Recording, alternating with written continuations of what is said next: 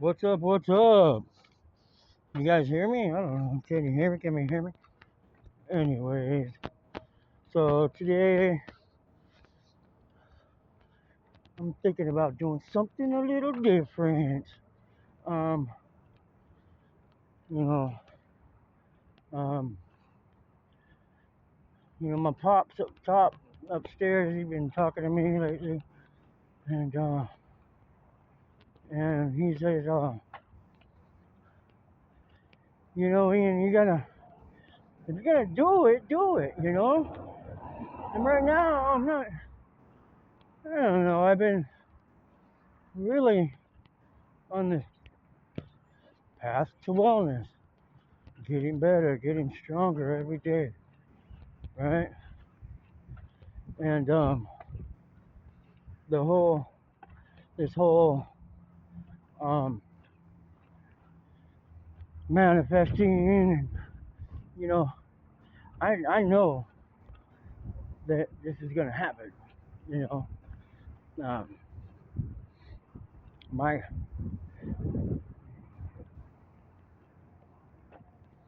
what I've learned about manifestation lately and spirituality is that yeah, we're vibrational beings.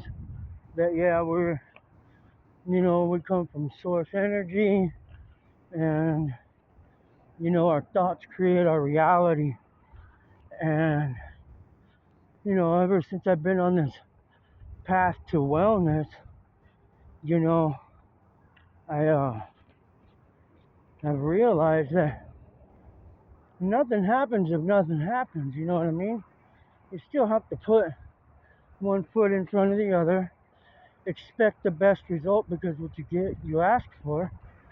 At the same time, your actions can get in the way of what you're asking for. Basically, meaning that whatever my mind is concentrating on is what my reality is creating.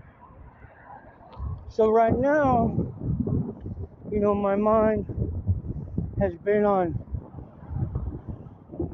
getting well and becoming well and wholeness and you know, uh, expressing myself to other people. Showing, being an example, to maybe the younger generation that it really doesn't matter where you've been and what you did, but what you are looking forward to doing, and how healthy thinking can get you where you want to be, the desires of your heart, And so, how does God fit into all that? Because everybody's like, oh, I want to talk about spirit, I want to talk about vibration, I want to talk about that, but well, let's link them all together. No, God is spirit. The universe is God, because He just is. You know what I mean? We don't have to worry about whether He's there or not, or put a name on Him, because then we put God in a box and we say, oh, we have to act or do a certain thing to make God happy. No, we don't. I mean, we do and we don't. Because if you think in terms of God being you know a vibrational light, you know, what kind of thoughts and actions am I participating in that are creating my reality? If I'm the manifester of my dreams, what dreams am I stifling by using drugs or obsessive drinking, or participating in conversations that aren't in my best interest? Because I think what we all miss is God's will is that you're happy and that you're perfect and that you're whole, and you're the best version of yourself that you can be. And with that being said, I mean, my thoughts aren't going to be very creative or happy unless, my body physically feels good, or unless my thoughts are clear and I can clearly think about a subject and not get distracted. And what I've been realizing lately is that is basically how to navigate through that stuff, and not take myself so seriously, man. Just lighten up and let go and let go and let God. You know what I mean? So when we when I do that, there's a lot less pressure on me. That's just this is just my my interpretation of how this stuff works. I mean, I'm not a doctor. I'm not nothing, but I'm not nothing like that. But what I am is, you know, got some experience with get, getting up and falling down, getting up and falling down, and continuing on. Not losing the faith. And what's faith? Faith is the existence of things not seen. You know what I mean? Like we know that there's wind, but we can't see it, right? We can feel it. We can tell it's there. We know it's there, but we can't see it. We can't touch it. Well, you can touch it, but you know what I mean. So that doesn't mean it doesn't exist, and that doesn't mean that supernatural things don't happen. You know. So what kind of supernatural experiences do I want to have? Do I want to fly through the air? Well, yeah, you could do that. You could do that through your perception, through your mind, through the faculty of the mind. And yeah, we're just on a walk. I'm on a vigorous walk right now. Trying to get a little exercise. I've been in the house all afternoon. Um, so um, I'm just basically trying to just talk about my path to wellness and my interpretation thereof. You know, um, and maybe I don't know, show by example the passion that it takes to move on through difficult circumstances. You can do that. You can do it. If I could do it, you can do it. That's for sure. You know, we don't let failure hold us back. We don't let uh, expectations that fail us or perceived failed expectations to continue to guide our lives. We don't let them control our lives. You know, we dust ourselves off, we get up, and we do it again. And so, all that being said, you know, I heard someone say before, it's not how many times you mess up. It's not if you mess up, because you're gonna mess up. My old boss used to say this. We were framing houses, and he goes, "Well, excuse my French. This is his quote. He said, "It's not that you fuck up. It's how fast can you fix your fuck up before anybody notices."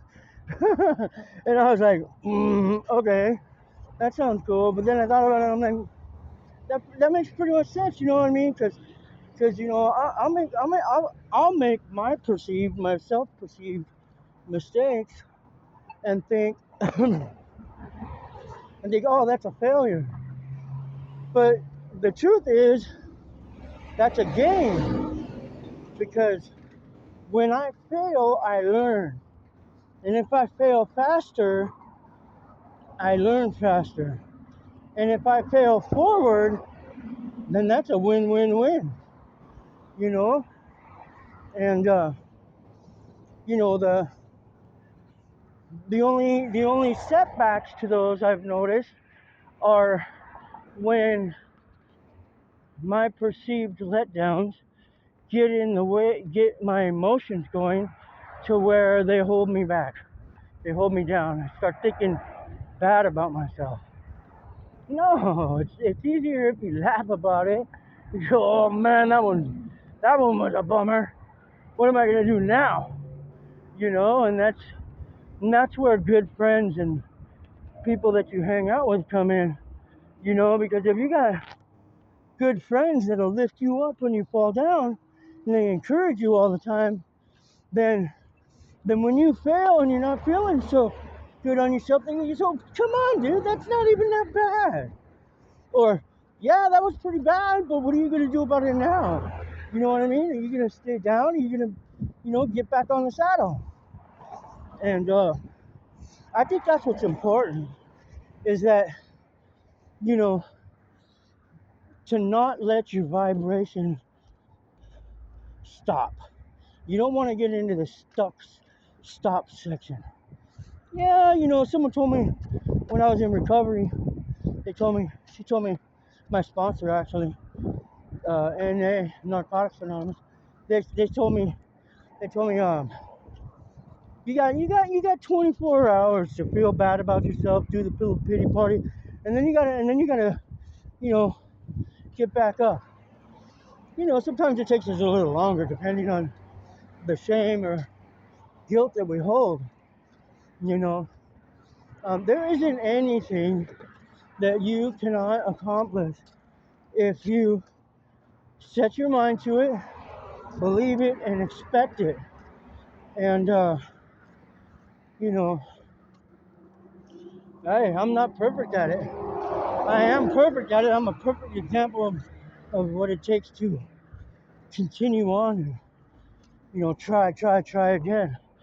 Because and I think we learned that early in life. Like my dad, man, he's a great dude.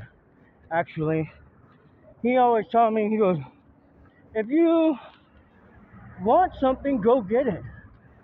My dad wouldn't buy the shoes for me, brand new Air Jordans or whatever. They'd be $120. And this is back in the 80s, 2000s. And he goes, well, what I will do is I'll pay for half of them. I go, oh, really? He goes, yeah, you're going to have to earn the first half, and then I'll give you the second half. I go, all right, cool. So what was I doing? Man, I was mowing lawns. I was cutting grass. I was drilling peepholes indoors for kids, for the little guys. That was a cool get down, though. I was like 8 years old, going around knocking on doors, and I thought, hey, I know you can see out of the peephole, but can your kids see out of the peephole? Most of the time they couldn't. We know they can't. So I would offer to drill a hole in the door, and I'd get a box of the little peepholes, and it's just like 2-piece deals. Drill a hole, one little hole, center it on the door, and you screw it in from both sides. Charge them $5. I'll drill a peephole low enough for your kids, so they can see. Get you in the bathroom. Maybe it's mom coming, or grandma at the door, so they could see if a stranger was there. And, there's something to keep me busy and make a couple bucks.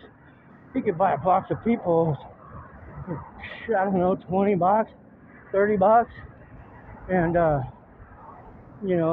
come 50 in a pack, 100 in a pack, and then just go door to door. Or yeah, so that was a pretty cool little deal. I made a little bit of money doing that, but for the most part, I was a lawnmower guy. I had clients all over the place. At one point in my life, I said, I want to own a company that is big enough to take a whole city block. I lived in Los Angeles at the time, and I want to that's big enough to just go down and cut trees just for free for people, just to beautify a neighborhood, And these were aspirations I had at, I don't know, like 6, 7, 8. Those are just my dreams, So now my dreams have gotten a little bigger, a little different. But anyways,